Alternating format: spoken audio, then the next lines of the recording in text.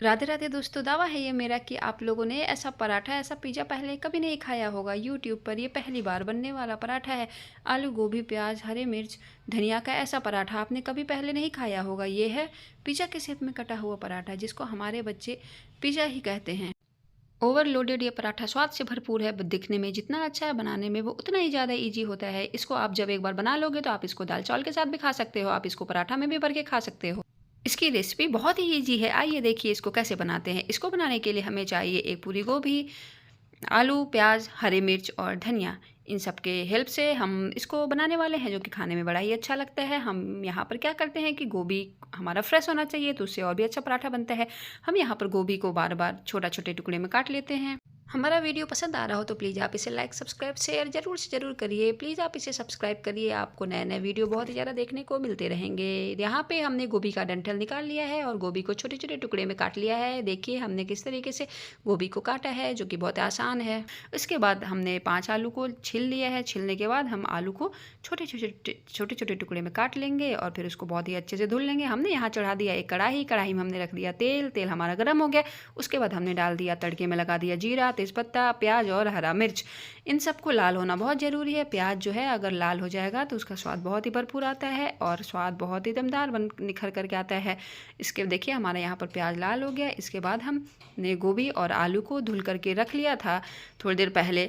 याद रखिएगा कि गोभी और आलू में को थोड़ा देर पहले धुल लीजिएगा, उसमें पानी नहीं होना चाहिए। इसके बाद हम धुले हुए आलू और गोभी को हम कढ़ाई में डाल देते हैं और इसके बाद हम फिर खूब अच्छे से नीचे से ऊपर की तरफ चलाते हैं।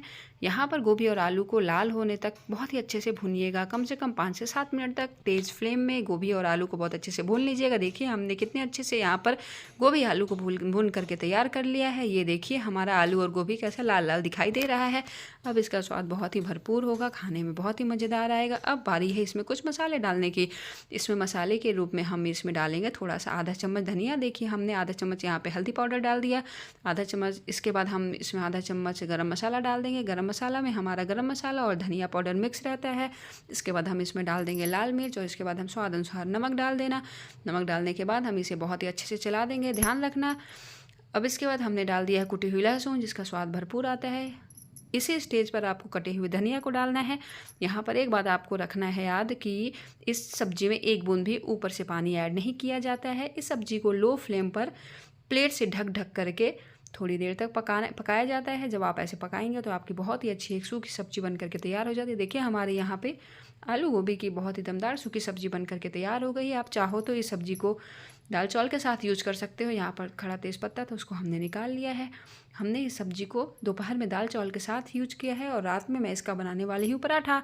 एक बात और भी ध्यान रखना है, जब भी आपको पराठा बनाना होगा उससे कम से कम 2 से 3 घंटे पहले आप ये स्टफिंग बना करके तैयार कर लेना। इस समय हमने डाल दी इसमें थोड़ी सी कसूरी मेथी। देखिए हमने कितना अच्छा स्टफिंग का मसाला मैश करके रख लिया है और कितना सूखा सूखा ये मसाला बन करके तैयार हुआ है।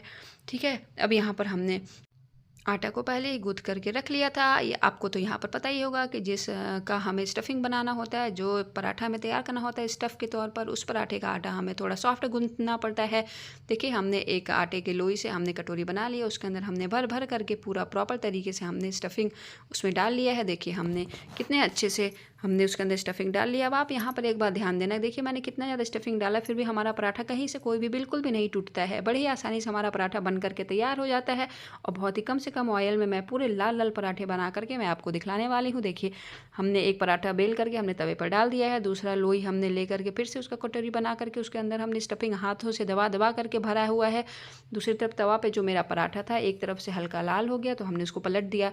ध्यान रखिएगा पराठा आप हमेशा ऐसे ही बनाया करिए, तो आपके पराठे भी बड़े ही अच्छे अच्छे होंगे, लाल लाल होंगे, खाने में बड़े ही स्वाद से भरपूर होंगे। देखिए मैंने कितना कम घी लिया और घी को चम्मच के माध्यम से आराम से थोड़ा थोड़ा लगा लिया। फिर हमने पराठे को पलट लिया, दूसरे साइड भी हमने थोड़ा सा घी ले करके उसको अच्छे से लगा लिया। अब देखिए आप एक बार ध्यान रखना, जब भी आप स्टफिंग वाले पराठे बनाना तो अब ऐसे पलटे का ज़रूर यूज करना।